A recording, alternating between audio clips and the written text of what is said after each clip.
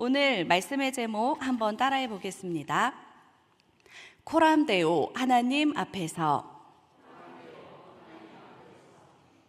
오늘 수요 예배를 드리러 이 자리에 나오신 모든 성도님들께 말씀을 통하여 하나님의 위로와 평강이 가득하기를 소망합니다.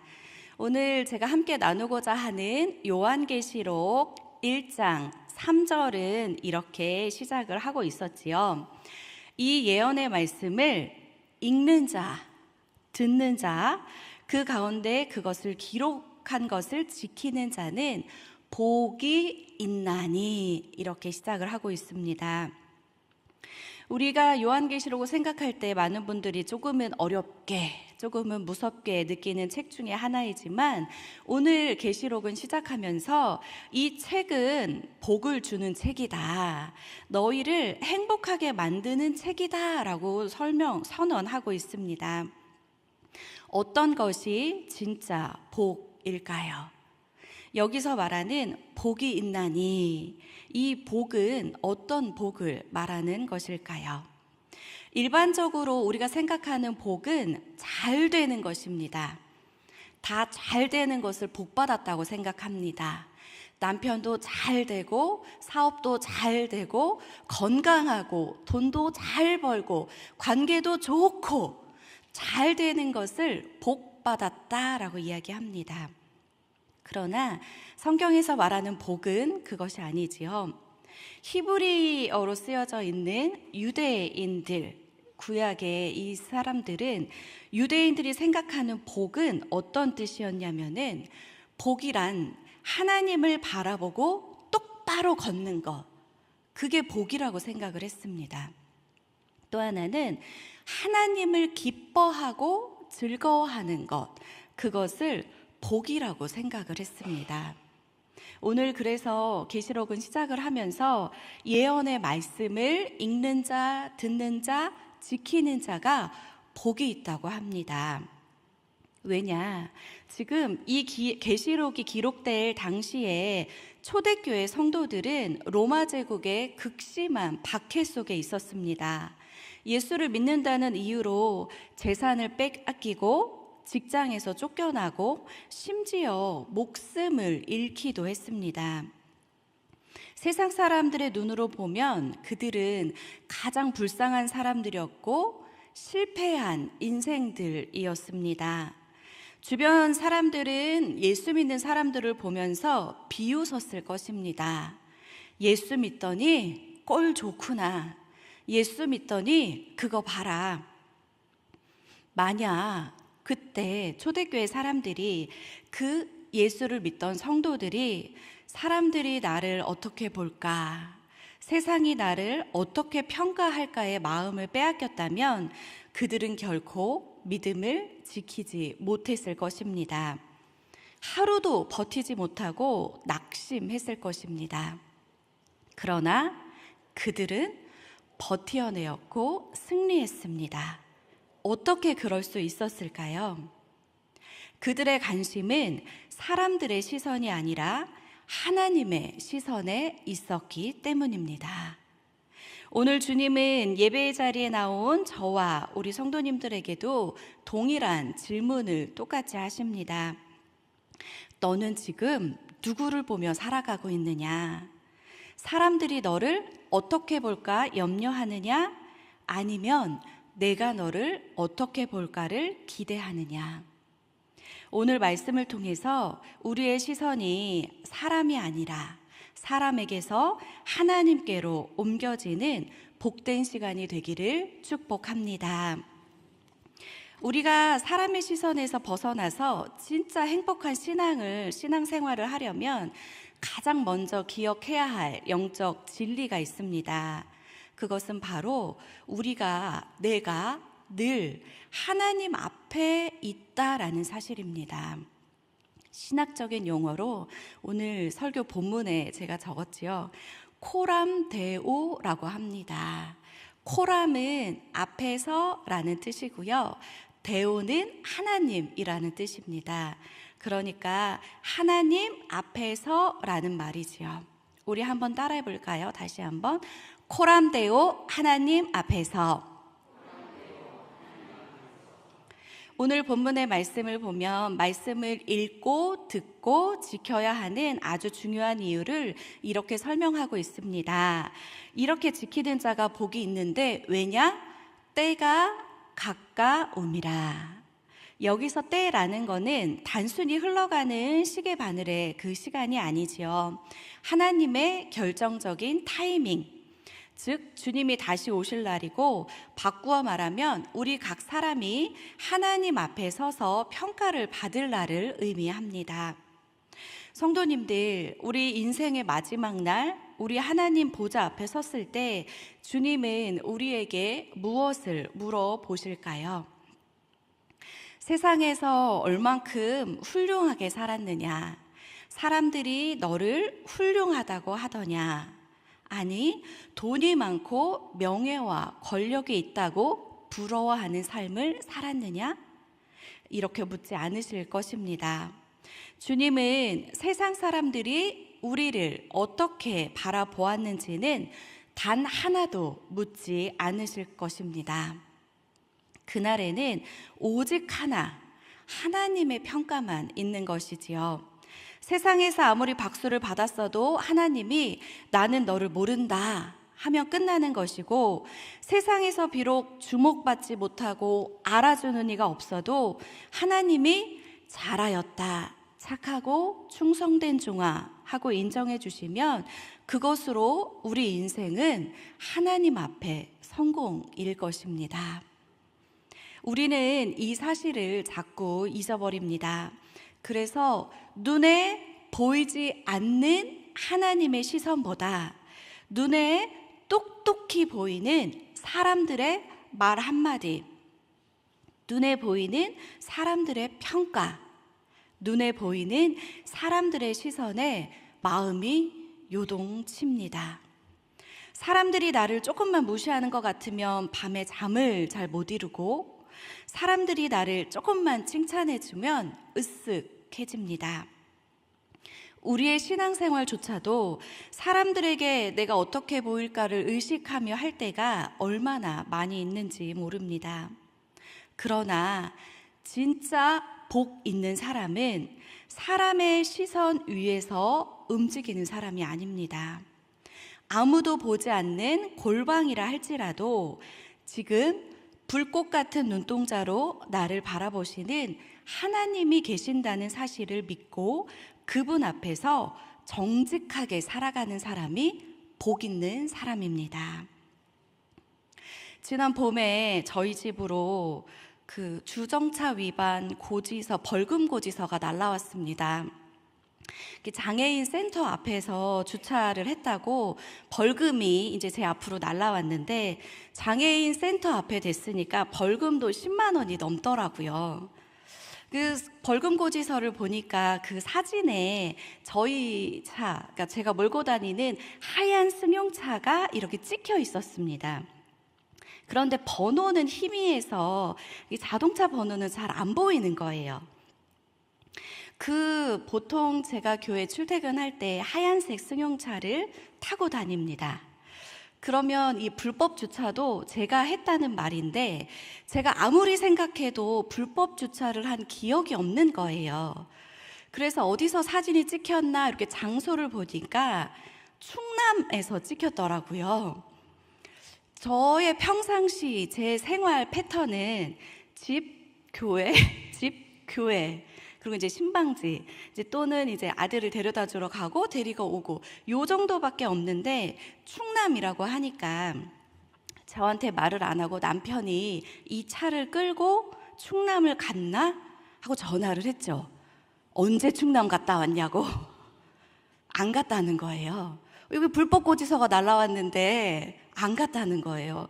그럼 이게 뭐냐? 근데 사실 저희 남편은 하얀 차를 몰고 다니지 않거든요. 그래서 이제 제가 다음날 아침에 교회 출근을 하고 그 고지서에 나온 전화번호로 전화를 걸었습니다. 제 차량 번호를 말씀을 드리고, 여기는 일산이고요. 이 고지서는 제가 사는 파주로 날라왔는데 제가 충남을 간 적이 없다. 근데 불법 주차 고지서가 날라왔다. 어떻게 된 거냐? 그랬더니 그 남자 직원분이 받으셨는데 제 차량 번호를 다시 확인하시더니 분명히 맞다. 제 차가 맞다고 하시는 거예요. 근데 이게 진짜 맞다고 하니까 저도 헷갈리기 시작하는 거예요. 내가 거길 갔었나? 기억이 없는데 제가 거기를 충남을 갔다 왔나? 이 생각이 이제 여기까지 가더라고요. 아무리 생각해도 제가 충남을 가지 않은 것 같아요. 갈 일이 없었어요. 그래서 또다시 이제 불법 주차가 찍힌 시간대를 이제 봤죠. 어디서 뭘 하고 있나 이제 막 찾기 시작했습니다. 몇 월, 며칠, 몇 시 이렇게 나와 있거든요. 그래서 이제 교회에서 같이 사역자들이 보는 교회 사역 캘린더도 확인하고 제 다이어리도 확인하고 그날 카톡도 주고받으면서 제가 그날 그 시간에 어디 있는지 찾았는데 글쎄 제 차가 그날 어디 있었는지 아세요? 교회 1층 주차장에 있는 거예요. 이게 얼마나 중요한 일이냐면요. 제가 교회를 출근하면 비가 오나 바람이 부나 눈이 오나 교회 출근할 때 저는 보통은 이제 교회 성도님들이 교회를 방문할 때 차를 한 대라도 더 대셨으면 하는 바람으로 평일이든 수요일이든 금요일이든 저는 교회 1층 주차장에 주차를 하지 않습니다. 저 뒤에 교회에 따로 마련된 조그만 주차장에 한다던가 아니면 주변을 배회하다가 골목골목에 주차를 하지요. 정말 그래도 어쩔 수 없으면 아니거나 제가 아침에 출근을 했는데 오전에 바로 신방이 있어서 바로 나가야 될 때 그때 교회 1층 주차장에 주차를 합니다. 그런데 그날 제가 신방이 있었어요. 다이어리에 보니까. 그러면 차를 교회 주차장에 했을 확률이 있잖아요. 그래서 확인을 했는데 중요한 게 1층 주차장에 뭐가 있을까요? CCTV가 있어요. 네. 왜냐, 저 뒷주차장에는 CCTV가 없거든요. 그리고 골목에 될 때도 CCTV를 찾을 수가 없거든요. 교회 주차장에는 CCTV가 있어요. 그래서 제가 그날 제 차가 거기 있다는 사실을 확실하게 증명할 방법이 된 거죠. 그래서 다시 그 남자 직원에게 전화를 했습니다. 떳떳하게 CCTV가 찍혔다. 저는 충남을 간 일이 없고 여긴 일산이고 제 사무실 주차장에 CCTV가 있으니까 이거를 제가 보내주겠다. 증거로 보내주겠다. 난 아니다. 내 차가 아니다. 근데 계속 끝까지 우기던 그 직원분이 다시 이제 막 살피기 시작하시더니 마지막에 제가 계속 CCTV를 보낸다고 하니까 그분이 하시는 말씀이 그 차가 하얀 차가 제 차랑 똑같이 생겼는데 그 차가 BMW인 거예요.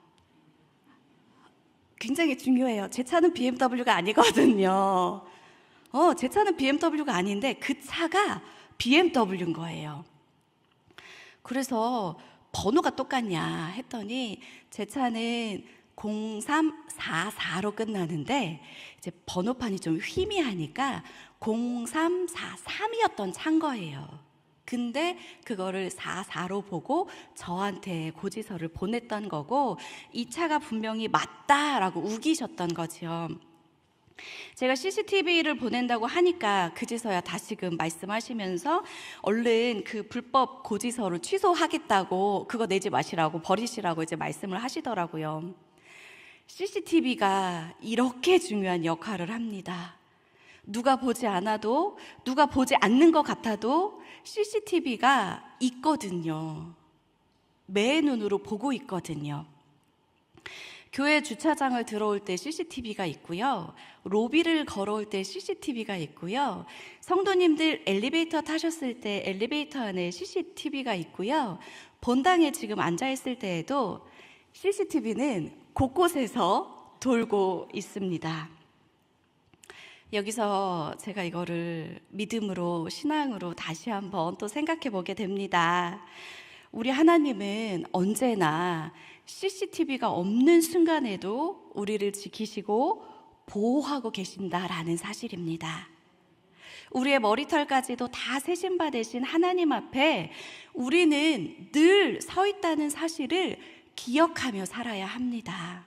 그렇기 때문에 눈에 보이는 사람들 앞에서 내가 어떻게 보일까, 그들에게 어떻게 인정을 받을까 고민하며 노력하며 사는 것이 아니라 언제나 늘 나를 바라보고 계시는 하나님 앞에서 나를 불꽃 같은 눈동자로 바라보고 계시는 하나님 앞에 서 있음을 늘 기억하며 명심하며 사시기 바랍니다. 사랑하는 우리 성도님들, 사람들의 평가에 일희일비하지 마십시오. 성도님들은 세상의 평가보다 훨씬 더 귀한 하나님의 피값으로 사신 소중한 자녀들입니다. 코람데오, 늘 하나님 앞에 서 있음을 기억하며 그분의 인정을 갈망하고 그분을 기쁘시게 하는 삶을 사는 저와 여러분들이 되기를 간절히 축복합니다. 그렇다면 우리가 어떻게 해야 이 하나님의 시선을 의식하고 하나님의 인정을 받는 삶을 살 수 있을까요? 그것은 단 하나, 하나님을 잘 알아야 합니다. 우리가 누군가를 의식하고 그 사람을 기쁘게 하려면 그 사람의 마음을, 그 사람의 취향을 알아야 하잖아요. 마찬가지입니다. 우리가 하나님을 모르면 하나님 앞에 산다고 하면서도 여전히 내 만족, 내 열심 혹은 사람들의 기준에 맞춘 거칠의 신앙을 하게 됩니다. 내가 이렇게 열심히 하니까 하나님이 기뻐하시겠지? 하나님의 뜻과는 상관없는 자기 의에 빠지게 되는 것이지요. 하나님을 바르게 알아야 하나님을 기쁘시게 할 수 있습니다. 하나님을 바르게 아는 유일한 길이 있습니다. 어디에 있을까요? 말씀 속에 있습니다. 성경은 하나님의 계시이지요. 하나님이 어떤 분인지 다 나와 있는 것이 바로 성경입니다. 그러므로 우리가 하나님을 정말로 사랑하고 하나님을 기쁘시게 하려면 우리는 말씀을 가까이 하고 말씀을 사모하고 말씀을 알아야 하는 것입니다. 세상 사람들은 내가 조금만 실수하고 정죄해도 외면할지 모릅니다. 뒤에서 흉보고 불평하고 원망할지 모릅니다. 그러나 말씀 속에서 만나는 하나님은요, 상한 갈 때도 꺾지 않으시고 꺼져가는 등불도 끄지 않으시는 자비의 하나님이십니다. 우리가 말씀을 통해 이 좋은 하나님을 깊이 알아갈 때 비로소 세상 사람들의 시선으로부터도 자유해지는 당당함이 생길 수 있습니다. 세상이 뭐라 해도 내 아버지는 나를 사랑하셔. 사람들이 뭐라 해도 나는 하나님 앞에 서 있을 거야. 이 고백이 우리의 말씀 속에서 터져 나와야 하는 것이겠지요. 그래서 제가 새가족 교육을 담당하며 새가족 교육할 때마다 간곡히 부탁하는 것이 하나 있습니다. 제가 매주 주일 1시에 별빛 도서관에서 새가족 교육을 하잖아요. 새가족 교육이 이제 한 4번 정도로 이루어져 있는데 그 중에 이제 성경에 관한 교육도 있거든요. 그때 제가 간곡히 부탁하는 것, 여기 앉아 계신 분 중에도 저의 간곡한 부탁을 들으신 분들이 있을 겁니다. 하나님을 알려면 말씀을 알아야 되고, 말씀을 알아간다는 것은 성경책을 보고 듣고 읽어야 된다라는 것이지요. 그런데 그 말씀을 알아갈 때, 그 말씀을 보고 듣고 알아갈 때 내 성경책, 내 말씀으로 읽으라는 것입니다. 내 성경책을 보고 내 성경책으로 하나님을 알아가라는 것입니다. 다시 말씀드리면 내 성경책을 가지고 다니십시오 라는 말입니다. 네, 내 성경책 가지고 다니십시오. 제가 어느 날 이제 막 찬양을 부르는데 나의 사랑하는 책 비록 헤어졌으나, 그 나의 사랑하는 책 비록 헤어졌으나, 이제 낡고 닳고 이렇게 헤어졌다는 뜻이지요. 근데 우리는 나의 사랑하는 책은 언제 헤어져요? 교회 문 밖을 나갈 때 보관하면서 헤어집니다. 네. 제가 이 나의 사랑하는 책이 제 거거든요. 그러니까 각자 본인의 것. 여기 있는 책이 아니라 내 성경책 내가 가져다니면서 밑줄도 긋고 형광펜도 칠하고 내가 보고 싶을 때 그 말씀을 또 찾아서 읽는 것. 근데 이제 그랬더니 여러 말씀들을 저에게 해주셨어요. 성경책을 갖고 다니기가 너무 무거워요. 그럼 작은 걸 가져다니세요. 작은 건 글씨가 안 보여요. 글씨가 큰 거를 가지고 다니려니까 성경책이 무거워요. 그래서 무겁고 큰 성경책은 집에 있어요. 이제 이렇게 말씀들을 하시더라고요. 그리고 큰 성경책도 찾기 힘들어요. 그래서 핸드폰으로 말씀을 펴서 손으로 이렇게 확대하면 말씀이 엄청 잘 보입니다. 이렇게 말씀해 주시는 분들도 계셔요. 다 괜찮습니다.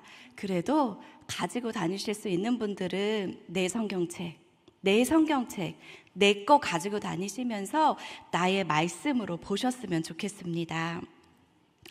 이번 주 주일에 몽골 가기 전에 목사님께서도 말씀하시기를 하나님의 백성은 거룩한 삶을 사는 사람들인데 하나님의 백성은 오직 하나님의 말씀을 기준으로 살아야 한다라는 말씀을 하셨습니다.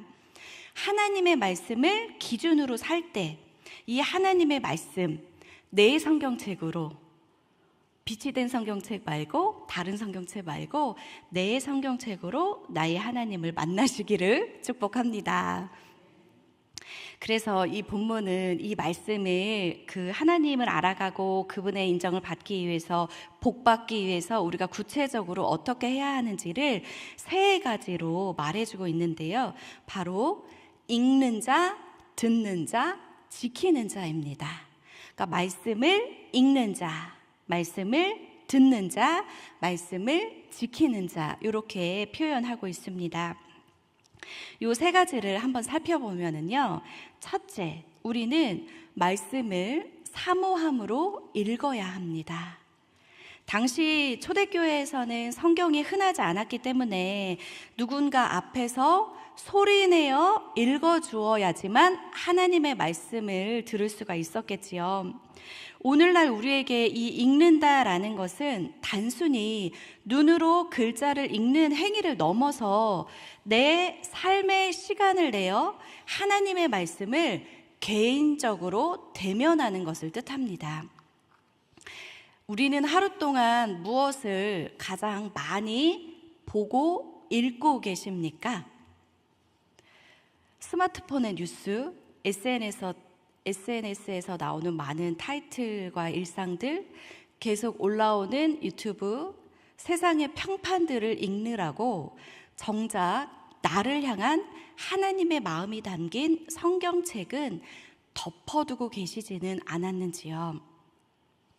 세상의 소리를 들으면 불안과 염려가 찾아오지만 하나님의 말씀을 읽으면 소망과 평안이 찾아옵니다. 다시 말씀드려요. 세상의 소리를 들으면 불안과 염려가 오지만 하나님의 말씀을 읽으면 소망과 위로와 평안이 찾아옵니다.